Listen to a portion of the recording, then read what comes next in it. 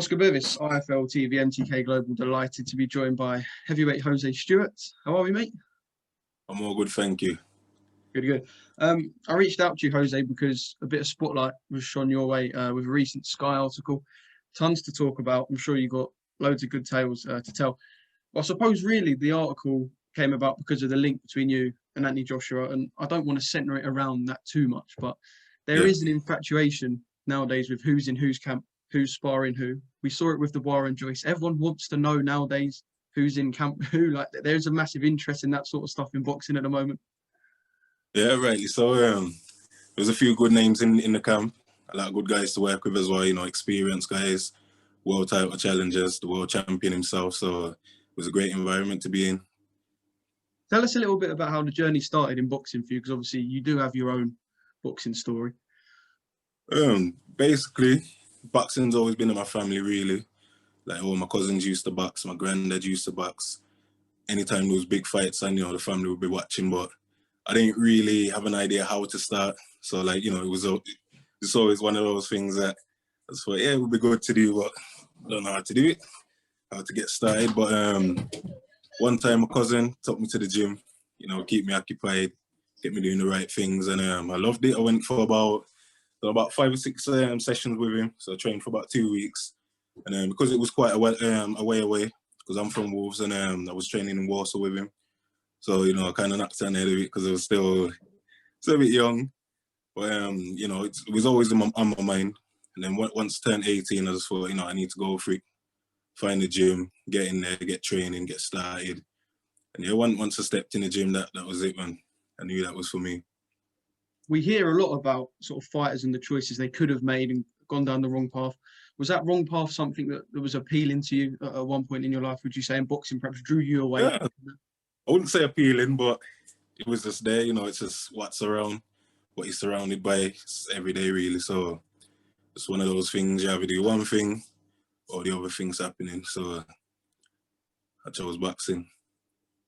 And I know that the gym you talk of, was that the gym that was run by Joby Clayton, who was part of Anthony Joshua's team for the Ruiz rematch? So that's sort of where the link unfolds. Yeah, it's Firewalk, Gym Wolverhampton. You know, there's been many fighting champions out there from different combat sports. You know, the owner, Kirkwood Walker, is a 5-time world champion, kickboxing, Thai boxing. We've got Dre Gross, got Kerif Bella, Jai Herbert that fights in the UFC. He does his stand-up there as well. So there's a lot of history. You know, Michelle Clayton, Joby's wife, she's a world champion.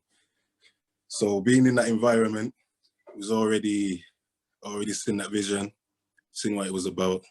And there was just a lot of hungry people around me.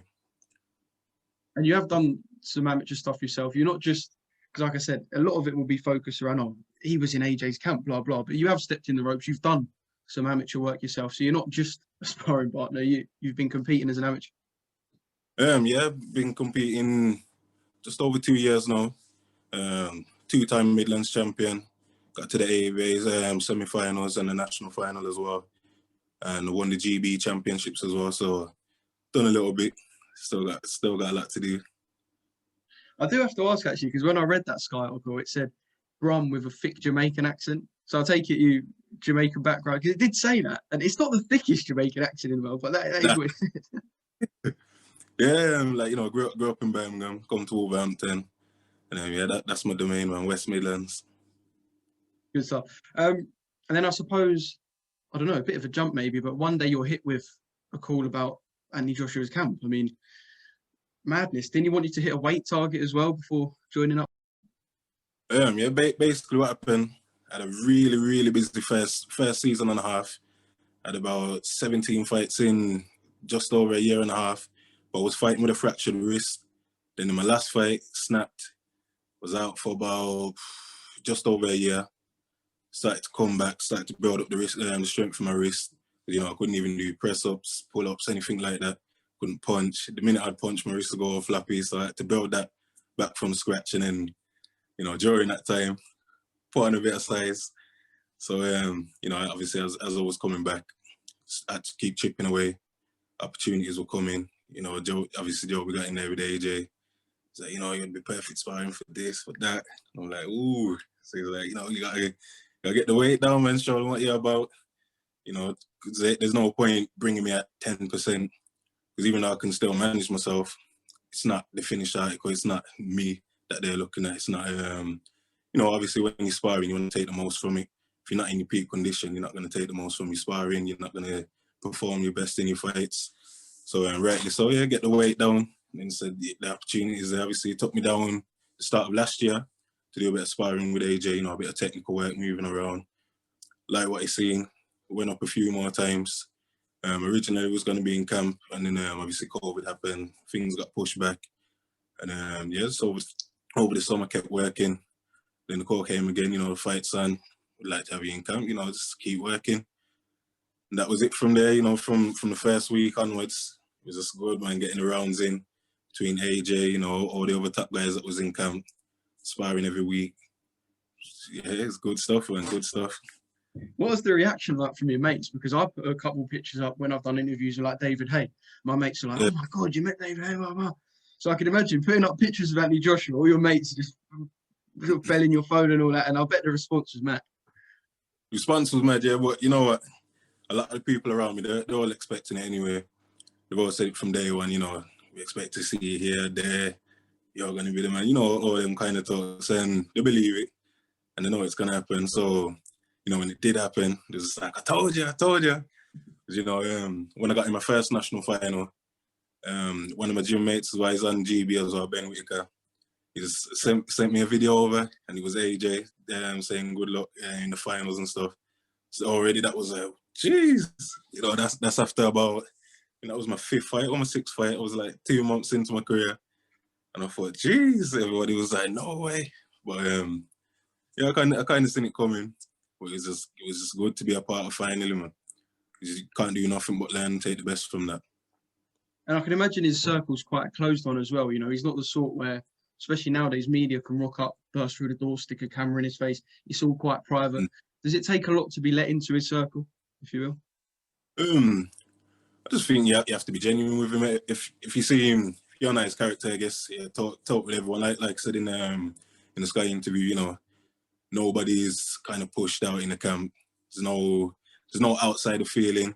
Anybody that came in just for like one session and then came out was treated the same way as everyone else. You know, everyone has a little talk, has a little laugh, but you just know once the head guard's on, the groin guard's on, gloves are on, gum shields in, get down to business, push him. He's gonna do his business, come out, you know, laugh and talk right after, and so good. So like, you know, it was good. There was no egos. No one was carrying themselves a set way. It was a straight business. Then around the gym, it was all good, man.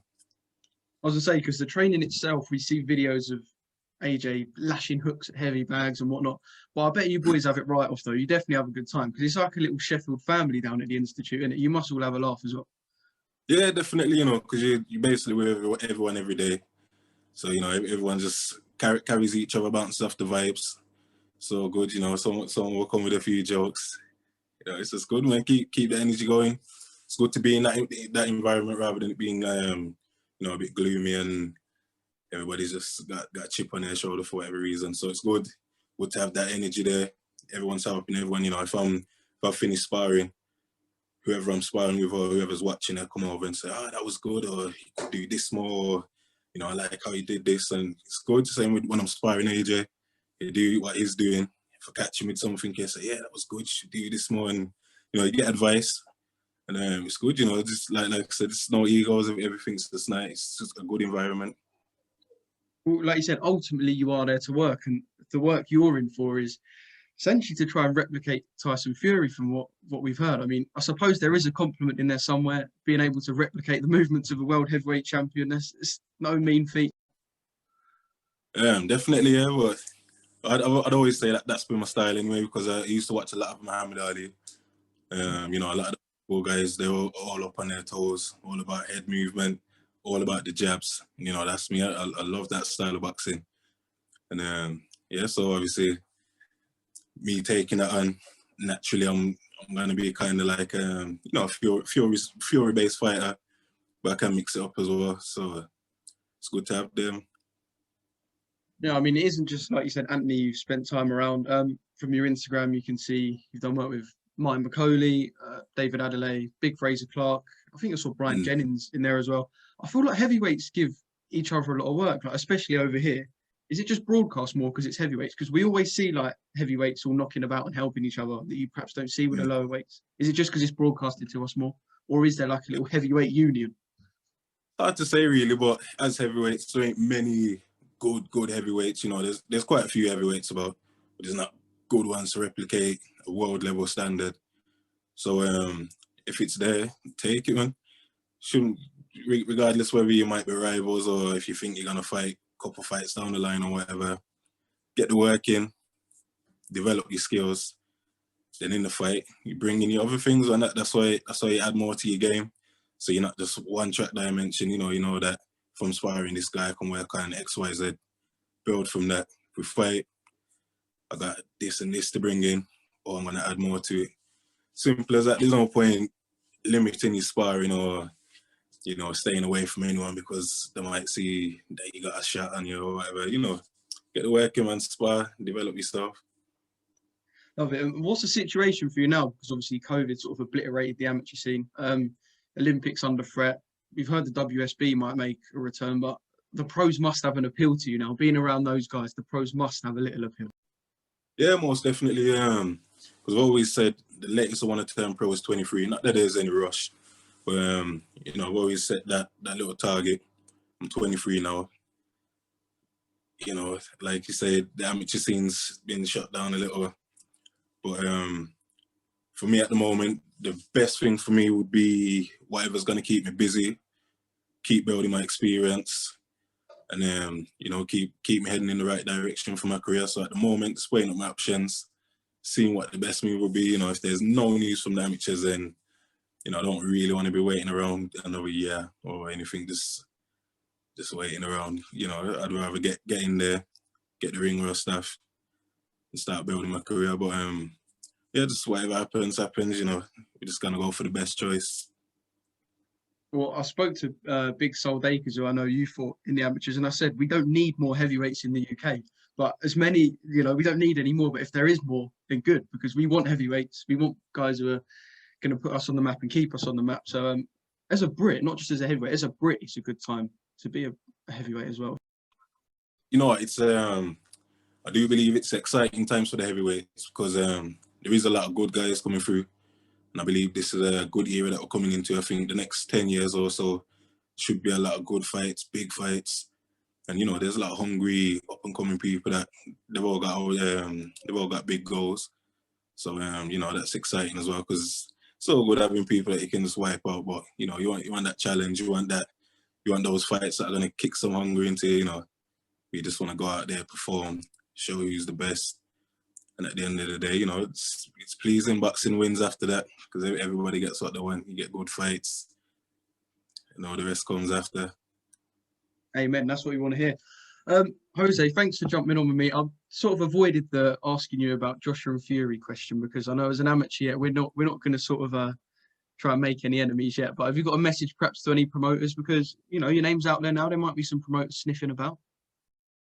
You can get this work if you want. You know, I'm open to offers. Like I said, I got big goals. I got things that I want to do. Most importantly, I want to be number one in my division at the whole of my era. So, you know, feel free to give me a shout. If not, then we keep moving.